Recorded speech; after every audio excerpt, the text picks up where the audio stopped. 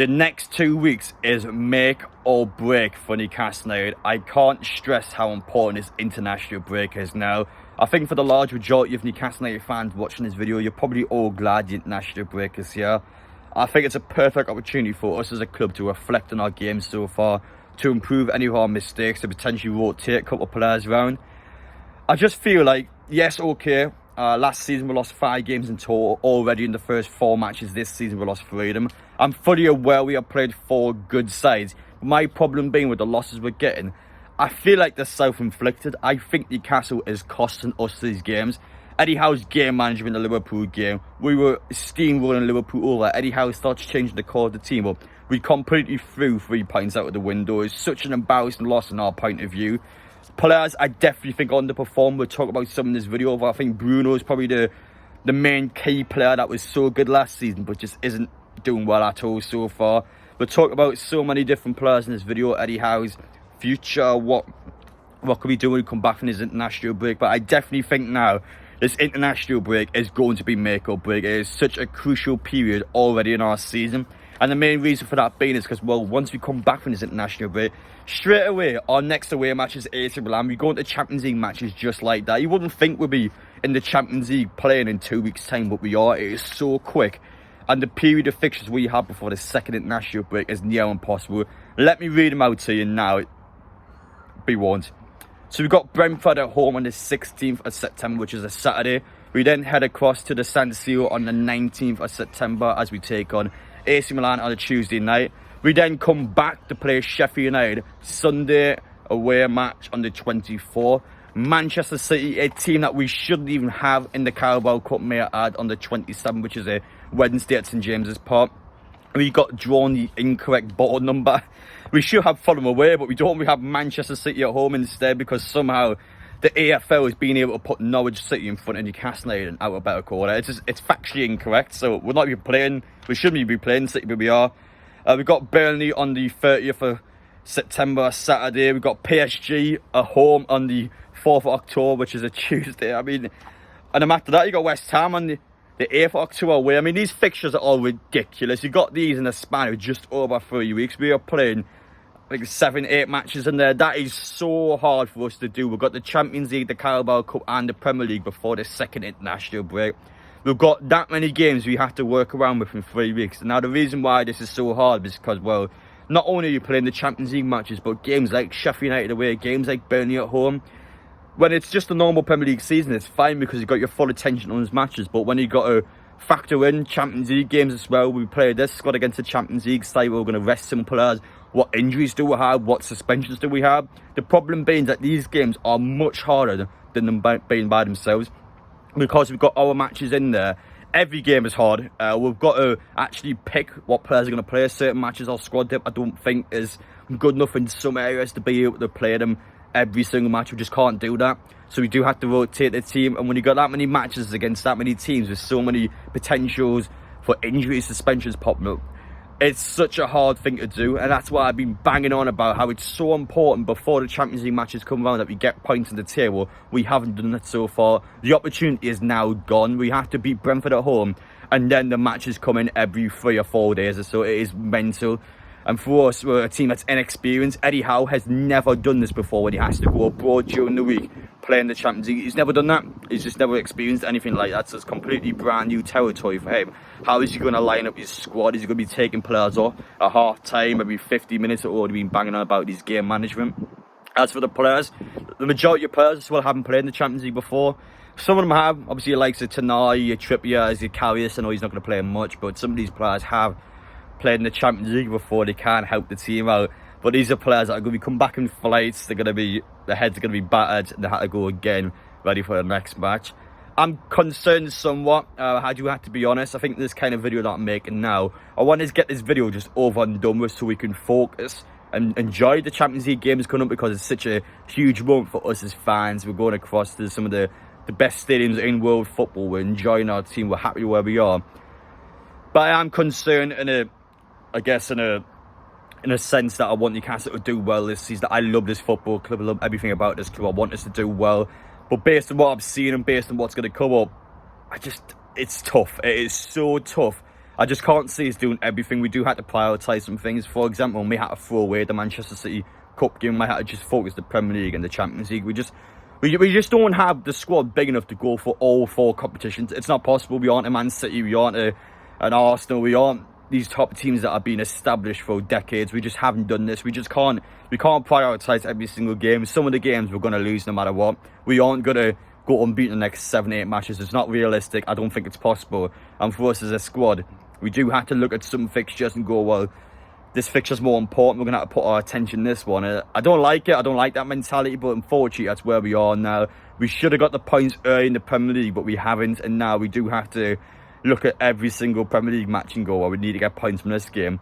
And a game like AC Milan away, it's probably the hardest of the 6, I would say. Milan, I think, has probably got the best well-balanced squad, a team that's got to the semi-final of the Champions League last year. It's tough. These games are so hard. We've got such a hard Champions League group. As long as we get third in the group and we progress somewhere, that's my main concern. But if we drop out of the Champions League, we've already dropped loads of points in the Premier League, and let's see we're out of the Carabao Cup. That's our season over and done with already. I mean, I don't want this. It's been 1955 since Newcastle last won a domestic trophy. We had 67, 68 years. It's way too long. We have to be able to try and break this one day, and I'm sure we will do that. But this season's a big ask. It is such a big ask. Statistically, so many teams over the years have dropped in the Premier League due to the fact they play European football. And it looks like, based on what we've seen so far, Newcastle is going to follow suit, which is not necessarily a bad thing because we did finish 4th last year. But if we don't finish in the top 8 this season, top 7, maintain any form of European football, I think we are in trouble when it comes towards things like the transfer market. It's going to be hard to attract players. Well, some of our players want to stay on if we're not playing European football. It's got a big ask already for Amanda and Murder, massive question marks going around. It's going to be big, though. It's going to be a big couple of weeks. But I wanted to talk about one of my videos that went viral after the Brighton game, actually. So pretty much I recorded a clip after the game where Newcastle fans were bouncing around celebrating the fact that we lost the game. Now, that's the sense that opposition fans get. But obviously for Newcastle fans, we're not celebrating a loss. We're celebrating the fact that we are in the Champions League. We're celebrating the fact that we have a team that is competing. It's a bit of a thank you to the players, but it's been quite heavily conflicted on social media. Should Newcastle fans have done that after the game? Now, I can't see both sides of it because, well, that Brighton game was a bad performance for us. We were shocking on the pitch. Some of the players just couldn't even be arsed half the time. So I don't think probably celebrating after the match is a great sign. Some of the players might think, well, you know what, well, they're celebrating that, let's just play bad every week. Now, obviously, that's not what Newcastle fans are doing, but I definitely think the players should be fully aware when the fans aren't happy. I wasn't happy with that performance. I think the players should be aware of that because, well, in their point of view, the players just didn't perform at all. It was a bad performance from us. And secondly, I can see the good part of it as well because the Newcastle fans are celebrating where we are. They're clearly happy with the team, clearly happy with how things are going, even though it's not been a great start of the season. They're trying to encourage the team to push on, to do well. We've still got the support even when we lose, which is it is a good thing again. But I think there has to be a balance sometimes. I can't actually see both sides of the argument. I wanted to be a bit critical towards Eddie Howe and his players so far because, as I mentioned in the intro, I think everything we've done so far this season has been self-inflicted. We are costing ourselves these games. Players are quite simply underperforming, and I think Eddie Howe's game management is questionable. I do see why fans are going against him because I just think some of the subs he's making in the minutes of the game, it feels so odd. I get the impression that before the match, he already has the subs that he's going to make. I mean, it's almost like he's ticking off a box. Tenardi has to come off for Longstaff at some point in the game. Joelinton has to come off for Anderson at some point in the game. Let's make sure we tick these boxes up. We've got to make sure Wilson and his gets game time. It just feels like he's making sure players are getting game time rather than actually looking at the match and going, well, okay, this has happened, we're going to do this now. It doesn't feel like he's changing on the fly. It feels like he has already pre-selected changes that he then implements in the game. It just feels so off. The Liverpool match is the obvious example. Again, he's taken off the core of the midfield where Tenardi was, let's face it, the best player on the pitch. Joelinton was having a class game. You take off Gordon, who was, again, having a great game against Liverpool, one of the best players on the pitch.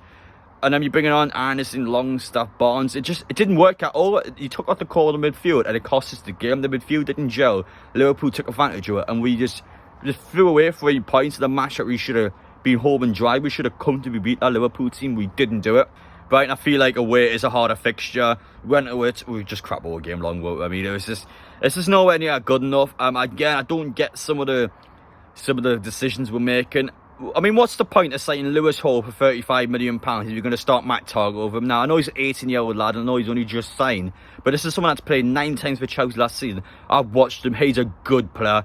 Trust me, you will like him when he's playing on the pitch, but Eddie Howe went, well, you know what, I'm going to go for my experience. I know Matt Target more, I'm going to trust him. And yeah, you seen how good Matt Target was, had an absolute stinker. I don't like this guy, to be honest. He just hasn't worked at all since he's actually signing a permanent deal. I don't get it. You're saying Lewis Hall for £35 million, then Team of Livermore for about £35 million. You don't even give them any game time. I mean, what's the point of wasting all that money when you could have spent on a centre-half that's going to play week in, week out? When in reality, we've got squad depth for now that you want to be future first-team players. But that's... I mean, we can't do that. We need players now. Some players have to play now, Eddie. And, yeah, I thought that was a big concern. And, I mean, you can't really just blame Eddie because a lot of our first-team players are underperforming, in my opinion. I think Nick Pope is just not being as good as he has been last season. I think especially on his feet. So dodgy with his feet. His kicks are terrible. He cost for the first goal. He's someone that... I mean, Newcastle's defensive record, statistically, we are conceding every single match. We kept 2 clean sheets the last 20 matches or so. Our defensive record was so heavily praised last season.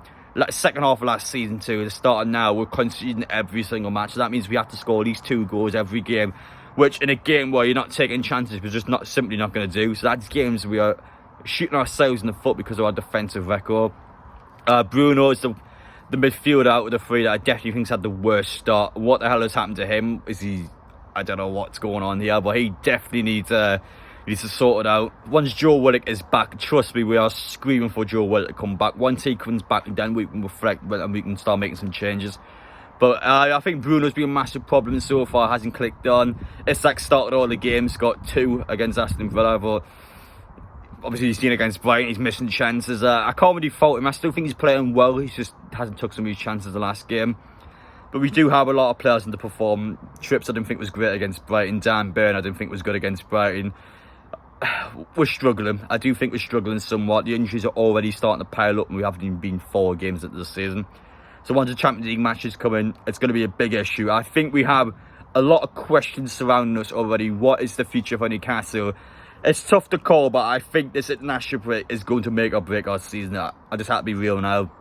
I think once we come back, it's going to be much harder than it's already have been against, yes, easier opponents in the sense of the Premier League. But when you're playing the Champions League matches, when you're playing the Carabao Cup on top of the Premier League games, it's going to make those matches hard as well.